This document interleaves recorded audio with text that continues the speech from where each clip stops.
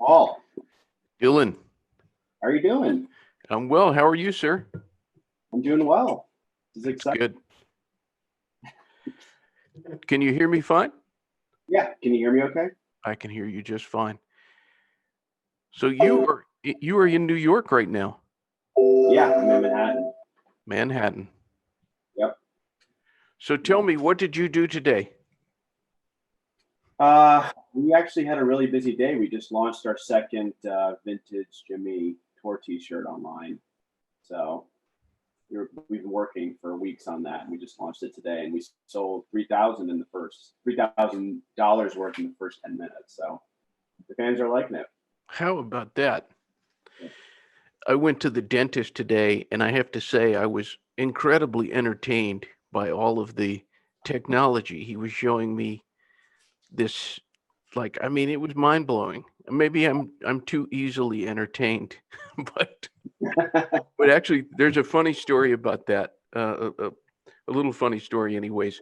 His name is Marius. He's from Romania, Yeah. and my dentist, and he follows the interviews that I do. And the last time, before I did the interview with Delaney, I asked him. I said he was asking what's coming up on the show, and I told him, and I said, "Are you familiar with Jimmy Buffett?" And because he's from Romania, I thought maybe he didn't. And he Yeah. said, "Of course I've heard of Jimmy Buffett. Are you kidding me?" Yeah. Well, look, it's he's known around the globe. That's true. So this is a good time to introduce our guest, Dylan Orenstein, which I happen to think that's a great name.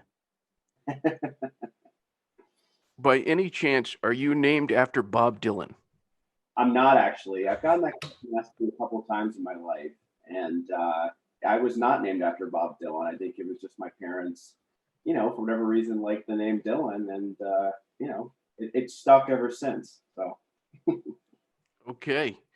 Well, your official title it's Chief Information Officer, what's that? Investment officer, but Investment Officer. Okay.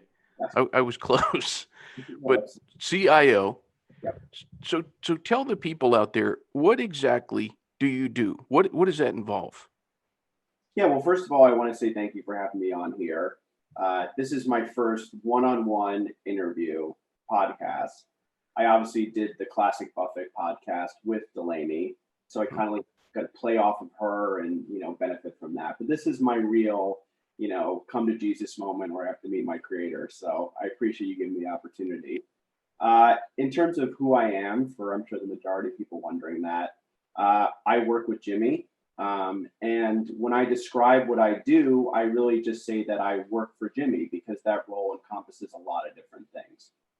If I had to kind of boil it down to what exactly I do, I would say it kind of breaks down to three sort of core things. Overall, I'm focused on the strategy of Jimmy as an individual and as an artist. So that's an overlying goal that I have, thinking about how to maximize Jimmy's exposure in the most powerful, positive, high quality way.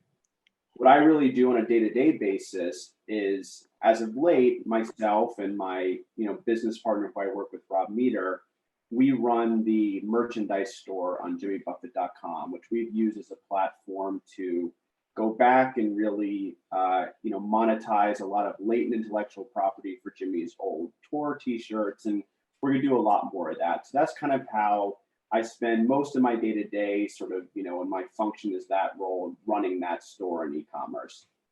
And then, sort of on the side, consistently, but sometimes a little more sporadically, I work on Jimmy's personal business interests. So when Jimmy gets an opportunity to invest in a company or there's a potential partnership, I serve as, at minimum, the conduit between Jimmy and that third party. And often I'll serve as the proxy of Jimmy when working out those kind of opportunities that come, which is quite frequent given that so many people want Jimmy involved with their enterprise or new project. So that's the broader scheme of what I do, but it changes on a day to day basis. And what I like to say is that the title is not really important in the job. It's really, I work for Jimmy, and my job is to make Jimmy's life as easy and as positive as possible, leveraging whatever I can based off my training or skill set or age, which obviously I am, 29. I'm the younger side of people in the organization. So that's sort of the way I, assist Jimmy on a day-to-day basis. It's very interesting what you do. And the reason that I wanted to talk to you is because of that podcast that you did, Stories We Could Tell by the Classic Buffett. And I thought, this is a guy who has a very profound understanding of what's going on. There were a lot of things that you said, and I thought, wow, what and I know you're a humble person, I can tell that about you, but what an intelligent statement that you made. So anybody who wants to check out that podcast, I recommend that they do. It was very interesting. Dan is the guy's name, Captain Dan? Dan Smith, he could be a captain, I don't know, but Dan Smith is the gentleman who runs Classic Buffett. And I'll give Dan a little background and plug here. Dan is the perfect example, and I think actually the most common example of our fans, in that this is someone who Jimmy has meant a lot to in his life. He moved down to Key West because of Jimmy, and he does nothing other than post those old great pictures of Jimmy and run the Stories We Could Tell podcast because he loves Jimmy. He's not employed by us. He doesn't get compensated by us. He just does it because he loves spreading the good gospel of vintage Jimmy, which is in some way different than maybe, I always like to talk about, and I talked about this in the podcast, the kind of bifurcation in 1985 of maybe what you assume of Jimmy now, the very heavily commercialized version of Jimmy versus Jimmy in those Key West and Nashville years, which hasn't been forgotten, but it's not necessarily what you would assume when someone says Jimmy Buffett. So Dan's goal is to really promote and highlight that. And I was thrilled to do his podcast because I want to support him. We support him on our page in the Jimmy Buffett, social media world, which myself and Rob really kind of manage and operate in conjunction with the business stuff that we do to promote and raise awareness. But that was fun for me because Dan is a great example of a guy who is just a fan, who loves to be involved and is very passionate about what he does. So we did the podcast. I did it with Delaney, Jimmy's daughter, who was my partner in the Songs You Know by Heart project.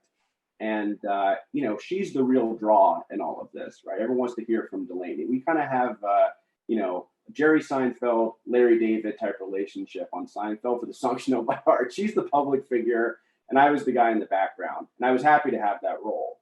But it was a fun experience, and I'm glad you enjoyed the interview. It was the first ever podcast I did. Like I said, that was me and someone else. Now, this is my first ever one-on-one podcast, so we'll see how I do relative to that. But it was a fun experience, and Dan's a great guy. So if you don't follow Classic Buffett already, you should, because it's a really beautifully curated account. Well, that brings up this point. Something that I notice in the world of Jimmy Buffett is the importance of these allies, people like Dan. They're not employees of Jimmy Buffett, but I see there's probably more so than most artists, especially artists of his size. There's an interest in a two-way communication street. Mm-hmm. It looks like you guys are really paying attention. Yeah, I mean, I have the benefit that, look, we in today's world, communication between someone of celebrity like a Jimmy and a common fan is now done vis-a-vis social media. And given that myself and Rob manage those accounts on behalf of Jimmy, it's really Rob and I just assist him in that. I get to see every piece of, I like to call it fan mail. Now it's really direct messages and comments. And it's a wonderful experience getting to interact and engage with these people. And it is very true. Jimmy's fans really enjoy being a fan of Jimmy. You can use the word parrot head, you could not, but much of the things that they do, whether it be Meeting of the Minds, the parrot head clubs, the tailgating, it's out of love for Jimmy, but it's not actually a direct result of something that Jimmy set up in terms of infrastructure or a paid event or something of that nature. And I think that is unique to Jimmy in that he has his own following and community, which really kind of exists in parallel to Jimmy. And Jimmy likes to say, well, I just provide the background music for the lifestyle that these people have chosen to live. And it's very true, and it's very unique, and it's very distinctive to Jimmy. And there's a reason why he's been doing this for 50 plus years, because of the way his fans behave and what he gives them in order to allow them to live that kind of lifestyle that they want. So what is it like for you? As you said, this is the modern fan mail, is social media. What's it like for you when you read these comments from people and when you interact with people who are Jimmy Buffett fans? Hmm. Well, first of all, I'll say that there's a difference in the two scenarios. There's the fan mail and correspondence that I see vis-a-vis the Jimmy verified accounts where people are directly reaching out to Jimmy. And then there's the people that directly reach out to me. And what I like to say is that I'm the deep cut of the Jimmy world. If you know who I am and that I exist, you've reached the upper echelon of fandom in terms of parrot heads, probably any artist. But there are a few people that have sniffed me out, and that blows my mind. But I've really enjoyed getting to interact with the fans.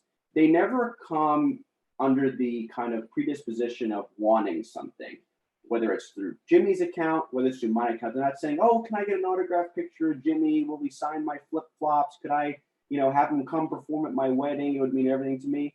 No, they literally come expecting nothing. It's a community. They want to express how much Jimmy means to them.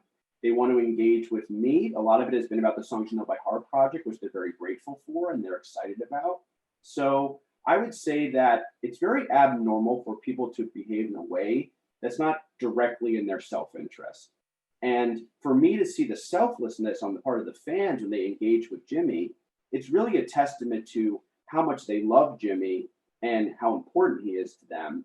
And I don't necessarily have a direct comparison, but I'm sure if I were to look at the correspondence to fans of other artists, in the same ilk or genre or vein of Jimmy in terms of how important and prominent he is, I'd have to imagine that that correspondence wouldn't be quite as genuine and quite as special. So in my day job, one of the best parts is interacting with people because I consider myself more a Jimmy Buffett historian than a Jimmy Buffett fan.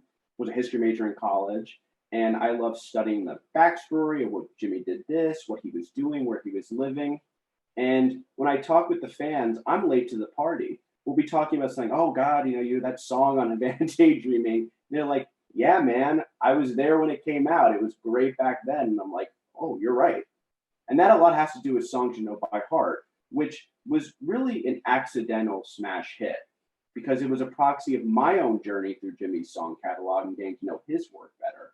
And what happened was that my experience was so universal amongst his longtime fans that it really resonated well with them. And I realized, wow, what I experienced over the last year and coming to these realizations about Jimmy's kind of deep cuts prior work, the fans have been feeling this way for way longer than I can possibly imagine. So it's fun for me, and they're great people. It's a great community, and Jimmy realizes that, and that's why he loves the fans so much. Do you notice any commonality among these people, the fans of Jimmy Buffett or the parrot heads?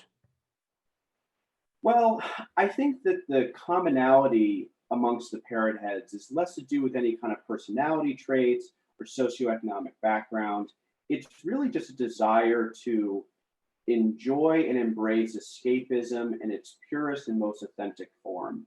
And I always equate to anything related to Jimmy to going to a baseball game. I'm a big Yankees fan, so I always use it in that guise. When someone hits a home run out of the park, you're turning around, you're slapping hands with the guy next to you, you're all cheering, you're all one and the same. Doesn't matter what job you have, what background you have, what your education is, how good your life is going. If you're on the top of the world or the bottom of the world, you're all together as one. And it's a very universal feeling. So I would say the parent heads are very united around that sense and what they're looking out of life and what's important to them. And it's less so exactly what their background is, where they're from, how wealthy they are, how not wealthy they are. Uh, and I think it's a very universal, broad feeling. And Jimmy's able to capture the hearts and attention of so many people because it is such a universally intuitive feeling that he's selling and promoting to you.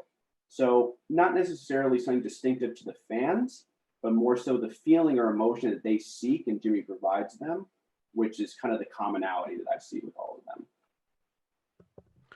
You're tapping on some interesting things here.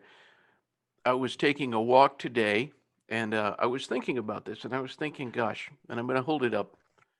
Uh, this is the Songs You Don't Know by Heart album.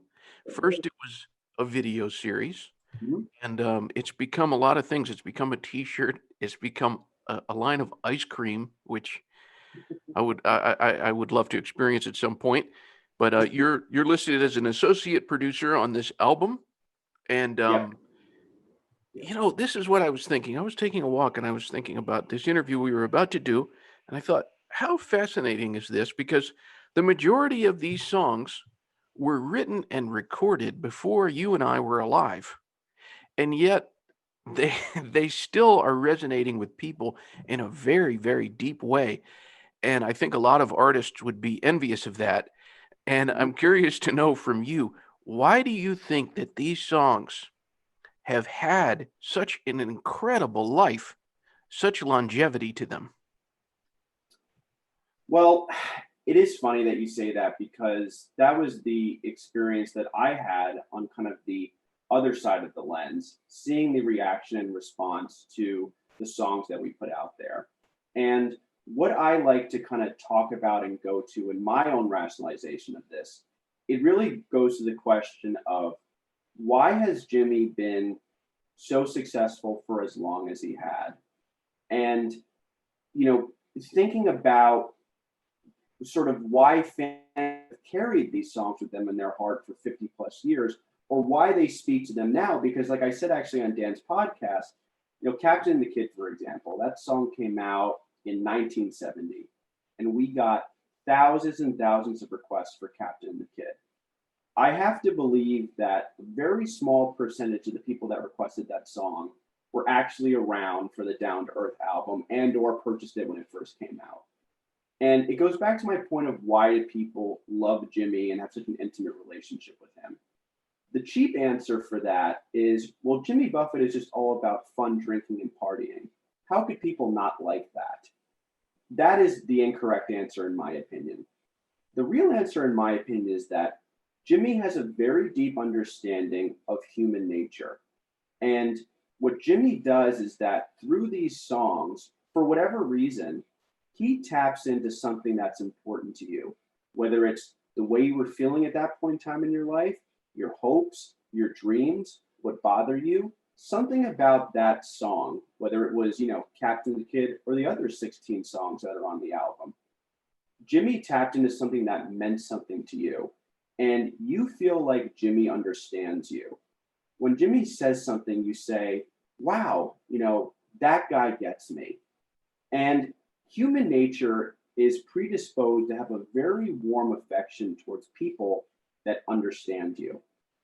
And that's the reason why I believe Jimmy has such loyalty in his fan base, because they see themselves in Jimmy. What Jimmy markets to people is a very desirable, aspirational lifestyle, but Jimmy makes it seem very accessible and attainable, when in reality, we can't really attain Jimmy's lifestyle. He's a world famous musician with a tremendous amount of wealth and power and influence. But in some ways, you see yourself in Jimmy, and that's why you feel so close to him.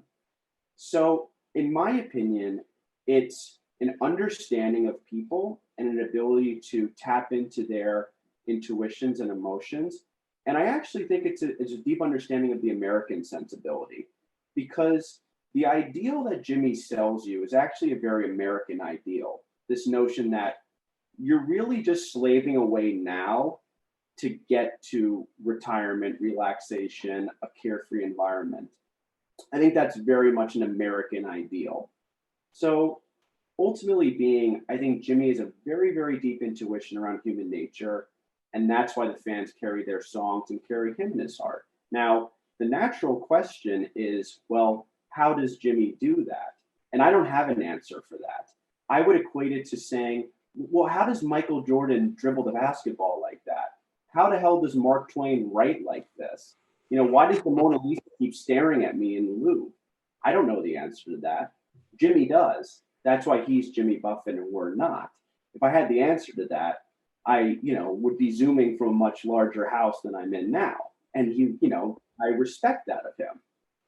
But to say that, oh, it's just fun loving and beach and who the hell couldn't like that? Very cheap one dimensional answer to that. And the Songs You Know by Heart project, I think, is very much a testament to that because Jimmy does not play these songs on the road. He hadn't re released them for some of them 50 plus years, but the fans still went to each of those shows hoping that Jimmy might slip in the encore. He might play it. He might give them exactly what they wanted. And that's more than just, oh, I want to have fun with my friends and drink some beers.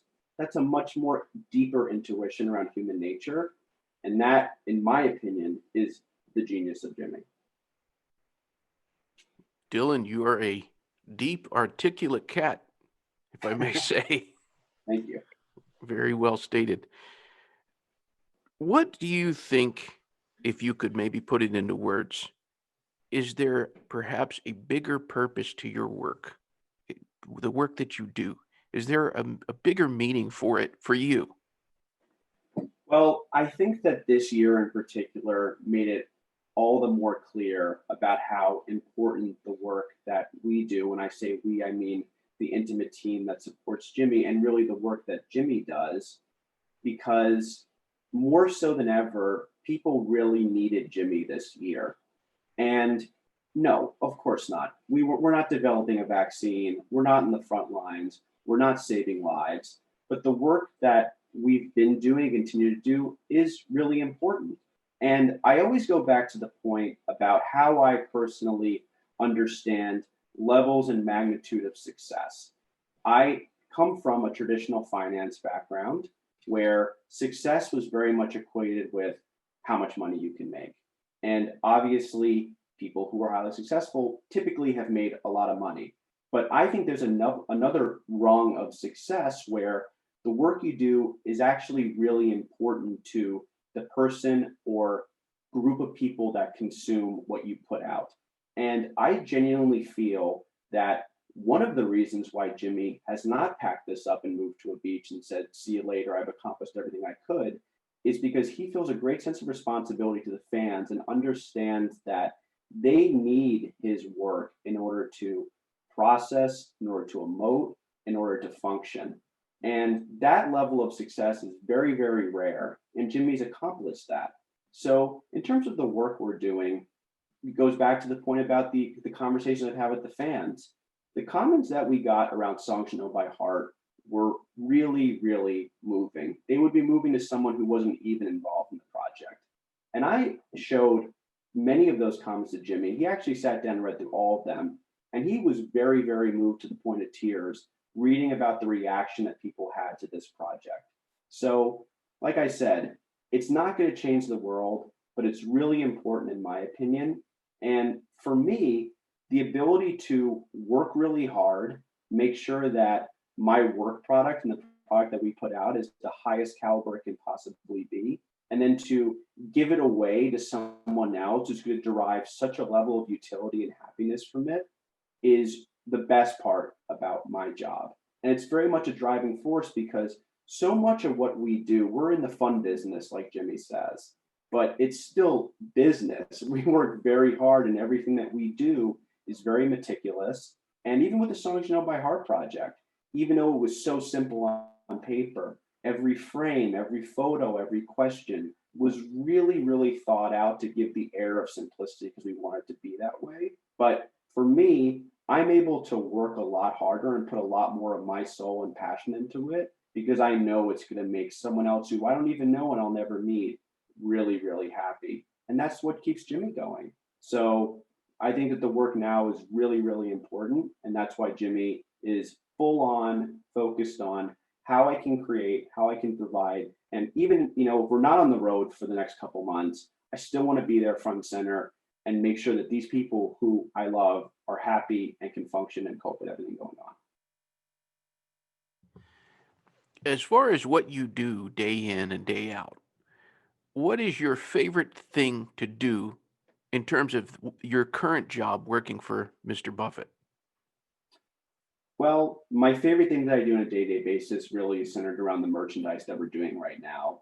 For everyone who hasn't seen it yet, we've been releasing Jimmy's old vintage tour t-shirts on jimmybuffett.com, which is a relatively new website, which is a great place to go to learn more about Jimmy as the songwriter, the artist, his philanthropy, what he does on a day-to-day basis, kind of outside of the Margaritaville ecosystem.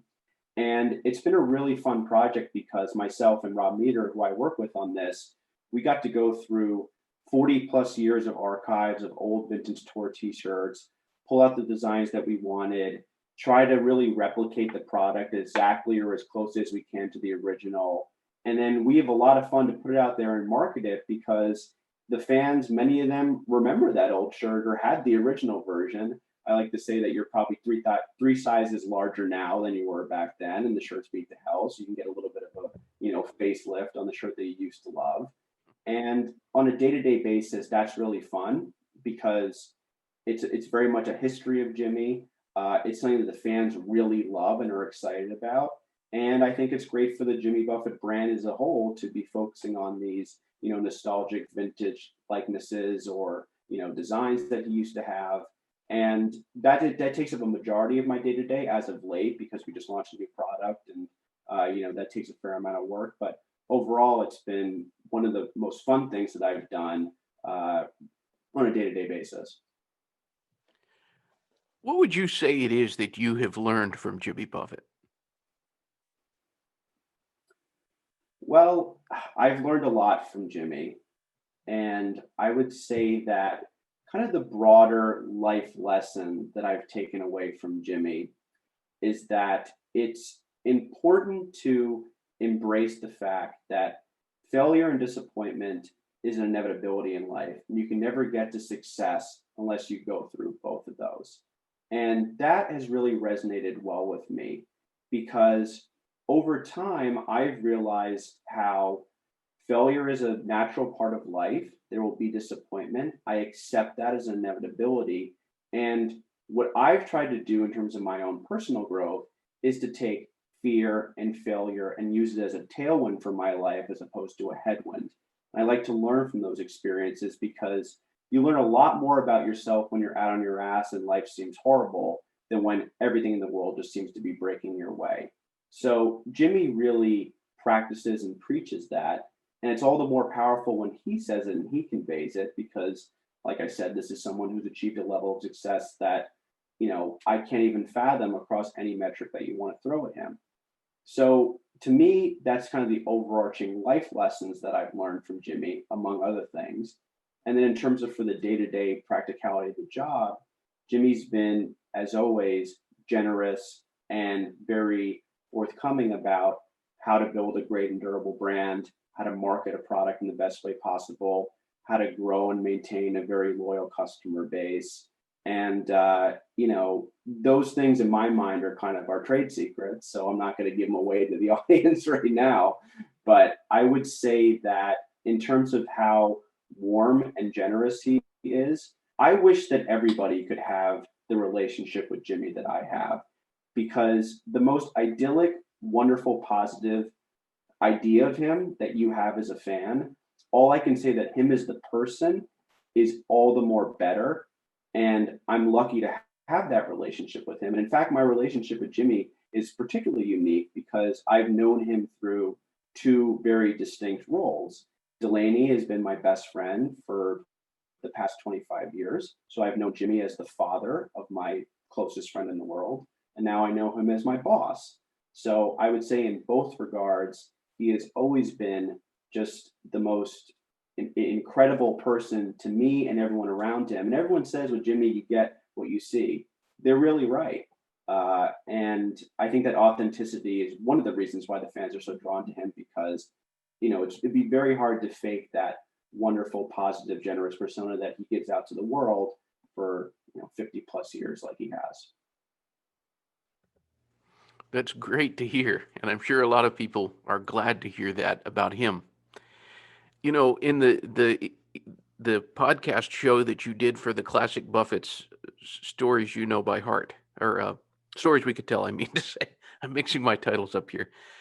You mentioned, and I thought this was interesting, that you went back and you listened to the entire catalog so that you would be well versed in it. Yeah. And what what did that experience do for you? How did that change maybe the way you looked at his catalog, which I would guess is probably 400, 500 songs?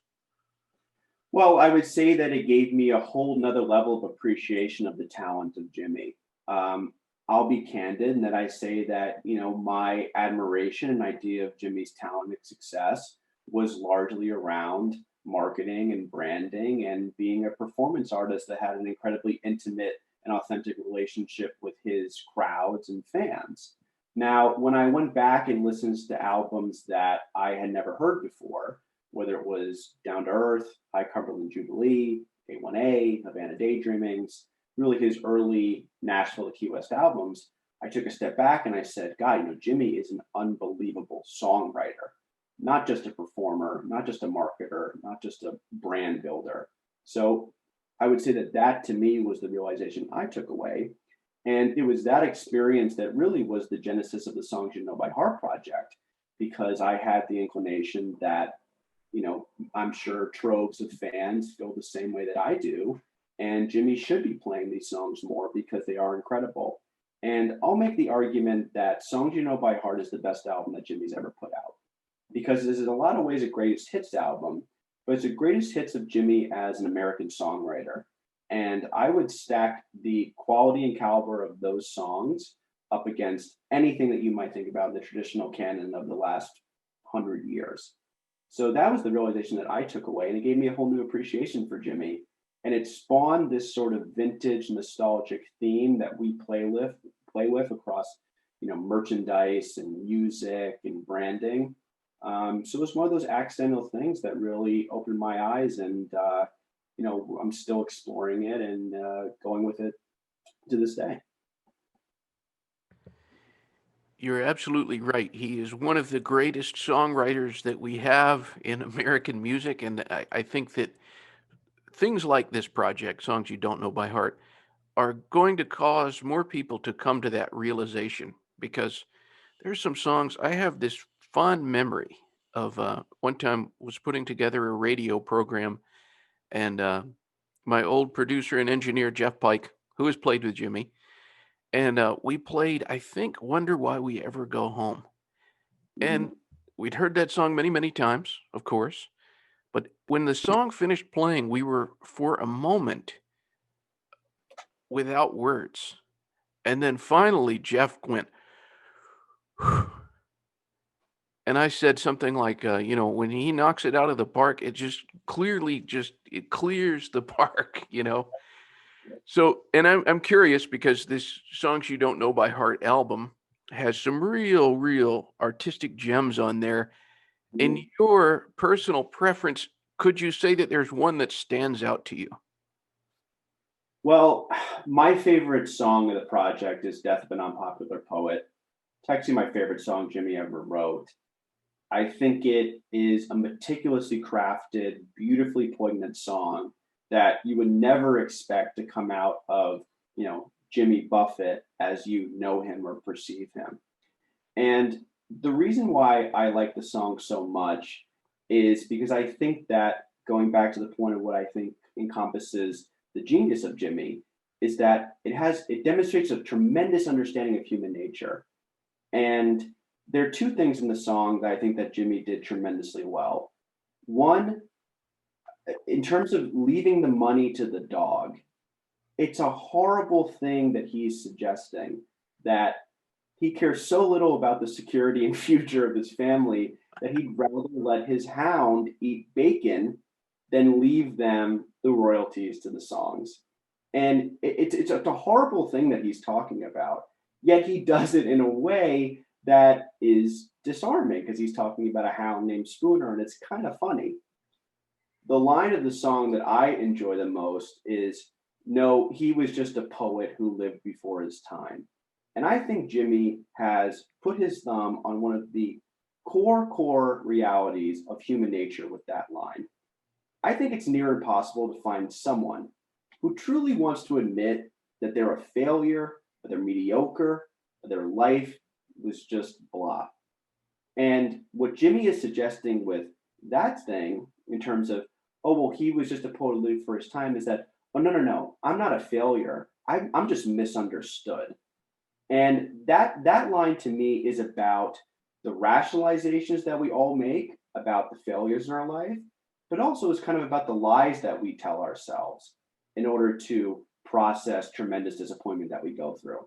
And with that one line, I think Jimmy encapsulates that reality tremendously well. And to me, it's funny because Death of a Popular Poet is actually the most popular Parrot Head funeral song. Hmm. I can't understand that exactly because the song in its essence is basically about a life lived where you never got to experience or enjoy the success or appreciation that you always knew that you deserved and should have happened. So to me, if I'm lying in the casket and that's the tune that's going to send me out into the abyss, I don't know. It seems to me like I wouldn't be too thrilled. I would rather get Somewhere Over the Rainbow or What a Wonderful World. I mean, that's not the song that's going to be played at my funeral, but the fans really enjoy it in terms of, they think it encapsulates, a great farewell kind of song for your funeral. And it's funny because I have so many theories about Jimmy's songs. I am under the belief that every single song that Jimmy wrote, he essentially wrote about himself. So Jimmy's entire song catalog is a Romana clef. So in this situation, I think that Jimmy is the unpopular poet. But the best part about my job is that I get opportunities where I get to float my conspiracy theories to Jimmy and see if I have any validity of them. And every single time that I come to him with a theory about a song, universally, he tells me I'm wrong. I sit down, I say, Jimmy, I was thinking of this song, you used this word, I think this is you, this must have been at this point in your life, you were living here, you were doing this. And he goes, Dylan, I thought it was funny to leave the money to a dog. I don't know what to tell you. So it always happens anytime I come up with some brilliant theory about Jimmy's songs. But like I said, the best part is that I get to ask the source directly. I still believe I'm right. I don't know if that's my arrogance, but at least that's what I took away from the song, and I'm happy with just where I'm at in terms of my own personal analysis of it. I really, really like your analysis here.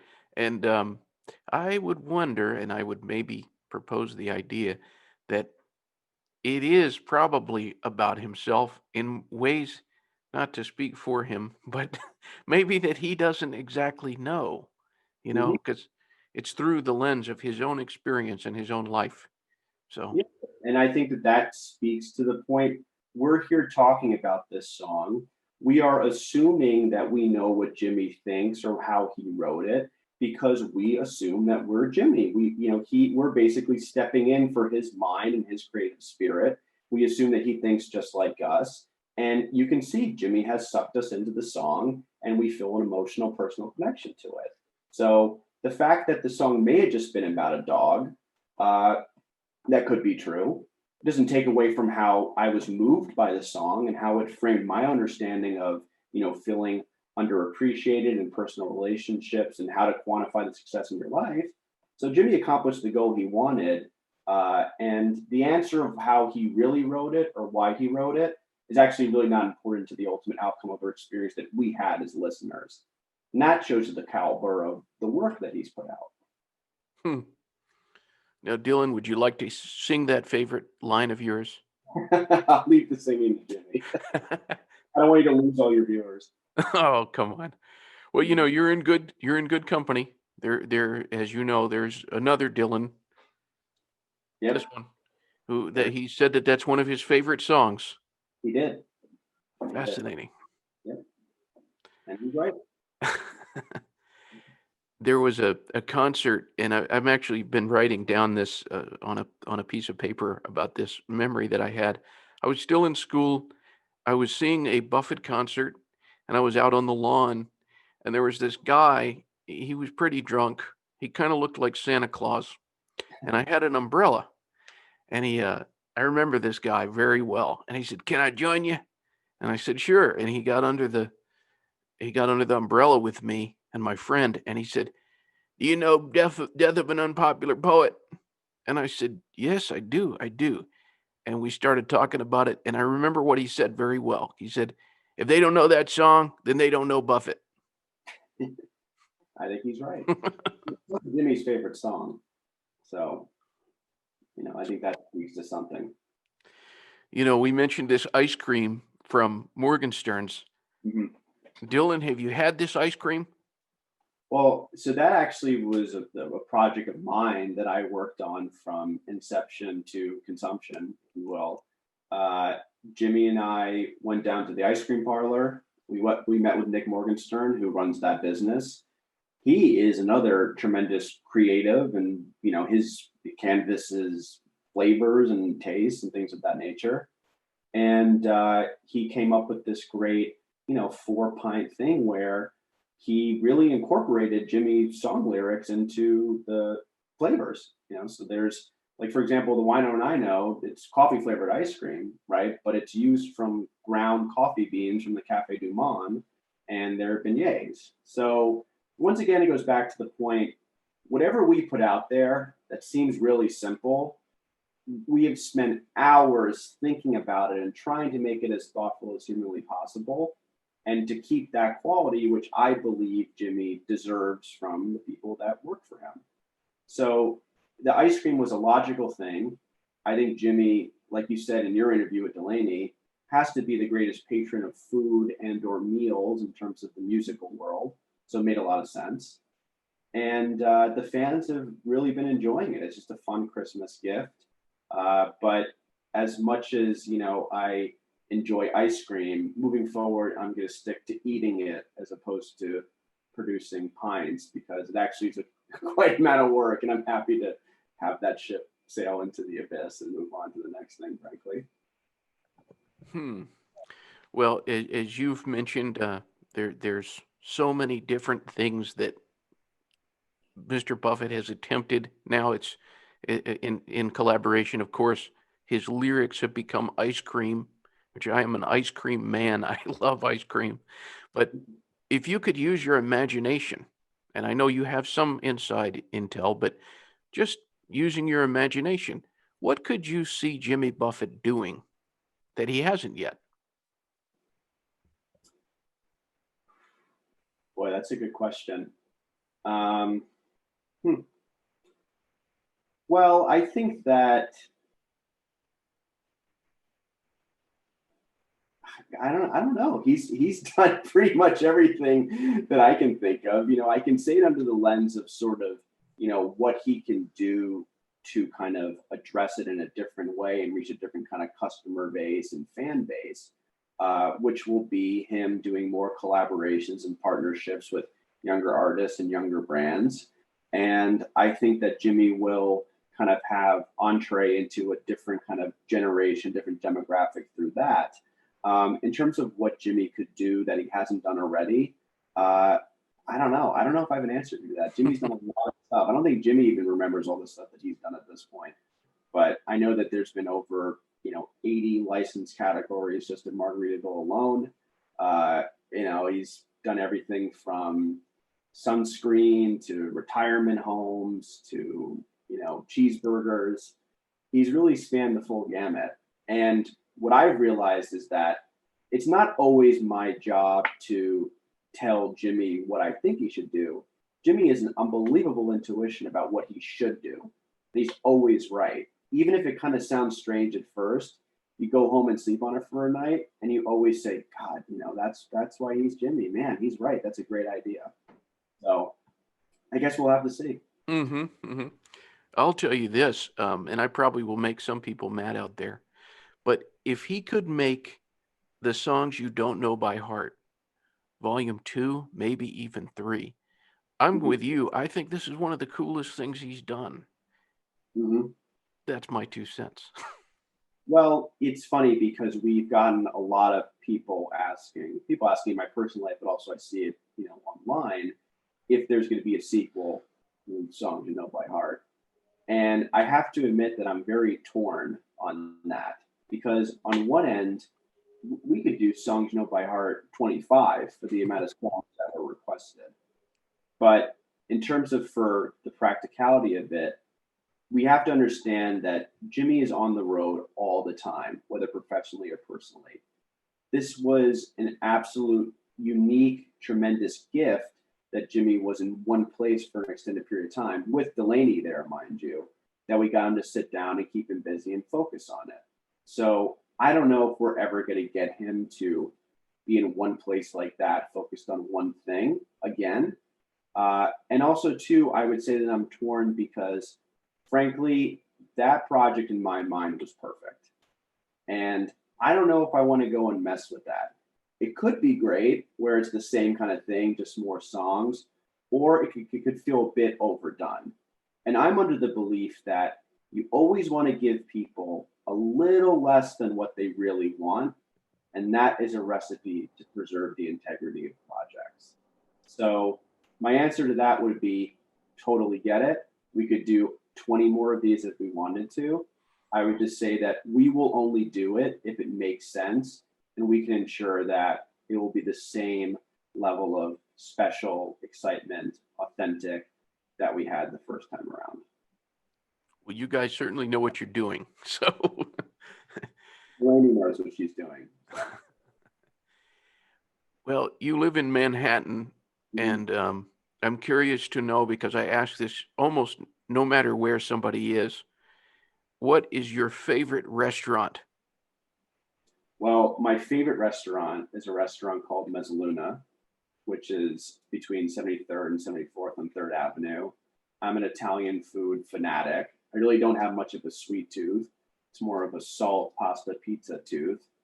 And I've grown up in that neighborhood, and I still love going back to this day. So my dream situation one day, if I lived an alternate life, this will never happen, would be to run an Italian restaurant and to serve pizza and pasta and just eat all the profits away. So that is my side dream that I'm sure will never actually come to fruition, probably to the benefit of me. Well, I'm sure a lot of the people watching this are curious. I see this poster immediately behind you, Cowboys. Mm-hmm. What is that? So that's a Richard Prince poster. Richard Prince is an American painter. It kind of in one of my hobbies. I love art. I love modern art. I love photography. I've collected photography for 10, 12 plus years now. And I just love that poster because I think a cowboy is an incredible representation of the American dream and the American sensibility.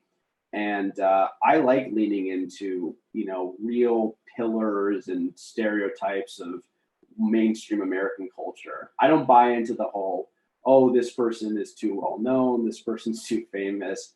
I enjoy those things. So I always think cowboys are fantastic. And it's funny that Jimmy plays with that theme a decent amount in his work. And obviously we did Cowboy in the Jungle on the album. But I think he feels that same sense of, Americana, freedom, just hitting the road that, people who love cowboys do too. So that's why it hangs there. And, I enjoy it. I remember you mentioning in the Stories We Could Tell podcast that you're a fan of Hemingway. Mm-hmm. So tell us, not just limited to Ernest Hemingway, but what is your favorite book? Well, I could easily say A Pirate Looks at 50, Be a Good Company Man. And I really did enjoy that book. I think it's a wonderful book. Another piece of Jimmy's creativity that doesn't get the credit that it deserves, even though it did quite well. In terms of my kind of long-standing favorite book, Sun Also Rises, I think, is the most perfectly written, novel of all time. I think you can look at it from so many different levels and layers of analysis. I think it's a Shakespearean caliber piece of work. And Hemingway has always been someone that I really loved. And it's fun because he's so tied to Key West too. I would say that him and Jimmy are really the poster boys of Key West. And that's what we've gone down there. Like we went down there to record Life on the Flip Side. It's fun for me to kind of bask in that Hemingway-esque environment that Key West still possesses, while also being there with Jimmy and getting his take on that as well. Could you perhaps tell us a favorite film of yours? Well, my favorite movie of all time is The Birdcage. I think The Ah, Birdcage is the most perfectly done comedic piece of all time. Every inch of that movie is funny. Every facial expression, every physical gesture, every line, the way that movie was cast, it's perfection. So that to me, I think, is the best comedy of all time. And I could easily say The Godfather for a drama, but I don't want to be too cliche. But to me, great comedies, there's nothing better than that. I'm a huge Woody Allen fan. Love his work. I think it's all brilliant. And I do love film, but I haven't been to a movie obviously in I think a year now at this point. So that would be the one of the fun things that I hope will come back after the vaccine because it's something that I enjoy doing, and I often go alone. As much as people think that's strange, I think it's a wonderfully cathartic experience. So hopefully, I'll be back. You'll see me alone in a movie theater sometime post vaccine. well, I'm also a devoted fan of going to the movies alone and also going to eat alone. Sometimes uh, it can be a different experience, but very, very valid, I think. I agree. And you have good taste in movies. I watched The Birdcage twice this year. Hmm. I'm a film nut. Yeah, On that note, I just watched this documentary, the that Delaney directed, Wallace, yeah. and I had seen the other one, the one about the mermaids now, Yep. and Spring. she's a great filmmaker. She is. She really is. I mean, like I said in the other podcast, she has a very, very innate ability to take any topic that she's looking at and draw a very human element out of it. And I think that's her gift. And I think some of that, like I said, probably comes from Jimmy, but Delaney has her own unique spin on it. And her talent and her ability to look at a subject and bring it to life in the medium that she does, which is obviously film, is very distinct and unique to her. Wallace was great. Was great. I loved Wallace. Another example, similar to the spring, where you have a wild topic that you come in with a predisposition, with, oh, this is crazy, and you leave that going, wow, I kind of get what they're talking about. Maybe this isn't so crazy, and that's the ability of Delaney to do it. And I think if you look at the song "Chanel by Heart" project, she very much humanized Jimmy in that project. You saw a totally different side of Jimmy. He was just a father. He was a guy stuck in quarantine. He was someone who was sitting there talking about past experiences and past life. In that moment, he was not the kind of idea of Jimmy Buffett. He was a very authentic version of Jimmy. And that project would never have worked if it wasn't Delaney doing it. So she gets the absolute credit for that. It was funny, and when we were going through the process, and Delaney had talked about this in the interview she's done about it. We often had a lot of different reactions to what Jimmy would say or his answers to things. I would always go in and say, wow, God, that's so beautiful what Jimmy said, and that really moved me, and we got to keep that in. It's the best part of the whole docu series. And Delaney would be like, I hate it. It's horrible. It's ridiculous. He's rambling. It makes no sense. But the reality is that no one's a prophet in their own land, right? Still his father. She came in with that angle, and I came in with somewhere between a good employee and a depraved fan. So that was a good balance for us to come into it. But like I said, this project should not be viewed as Jimmy Buffett's daughter with an iPhone watching him play music. No, this is a talented filmmaker who had a subject which was a very daunting task to humanize someone who was larger than life and to make everyone feel like they were in the room with him and make it as intimate as it felt. So that's a testament to Delaney. I couldn't have done that, but she's very talented, and she's very modest about her talent. But I'm here to let the world know how talented she is. What she is.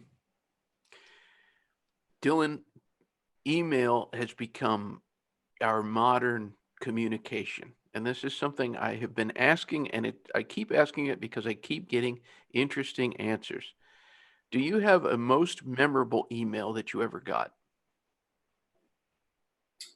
Well, I don't necessarily have one particular memorable email I've ever got.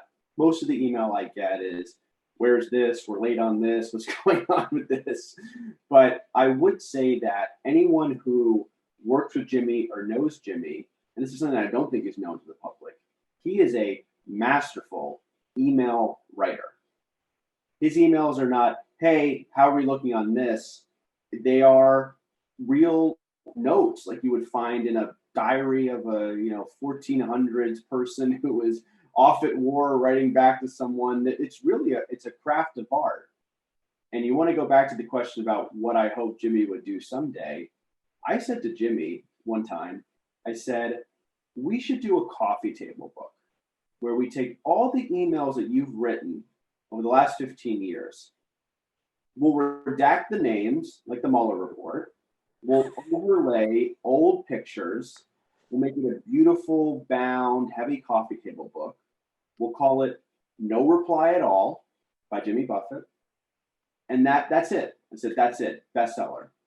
So I'm hopeful that someday Jimmy will do that because his emails are actually fantastic. Did not expect that answer. Interesting. Interesting.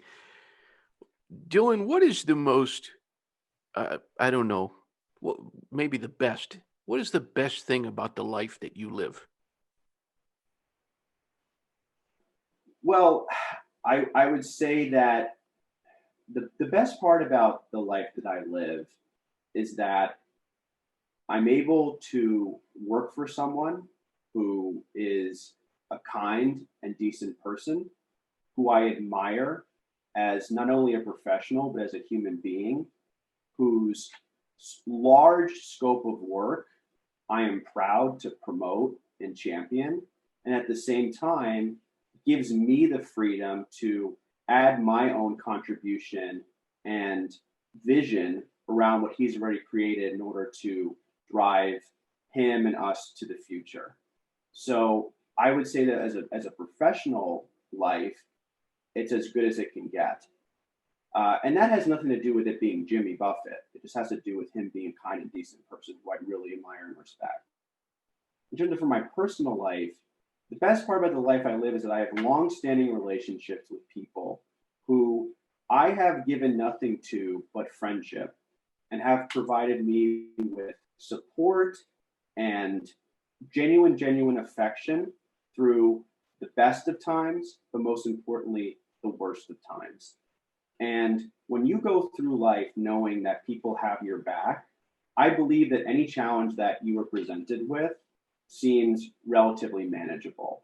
So, for my personal philosophy, good work really feeds the soul, certainly feeds mine, but great people in your life make good work possible. So, that's my answer about why my life is great at the moment.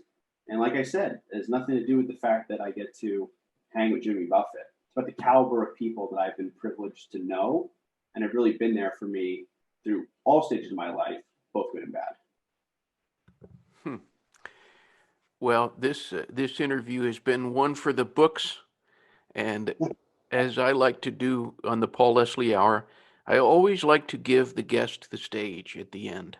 And when I say the world, I mean the world, because when I did that interview with Delaney, for example, man, the emails I was getting from people were in places like Ukraine in some cases. I'm serious.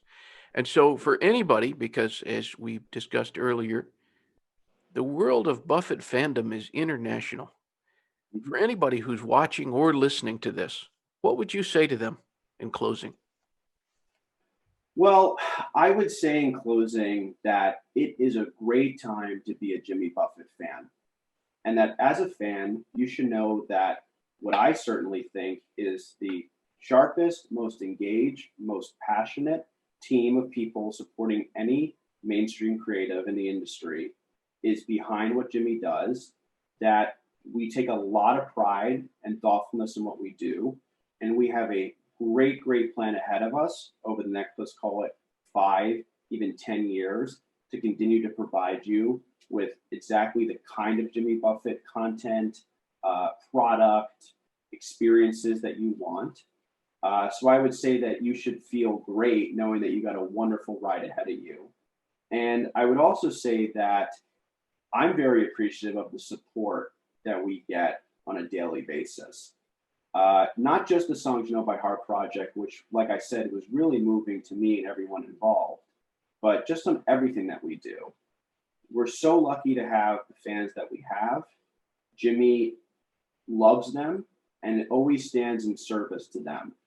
So I would say if you're not on board yet, you can ditch your favorite artist or musician and come on to our ship. We'll be happy to have you. And I think that as good as it's been for the last 50 years, the best is still yet to come. The best is yet to come.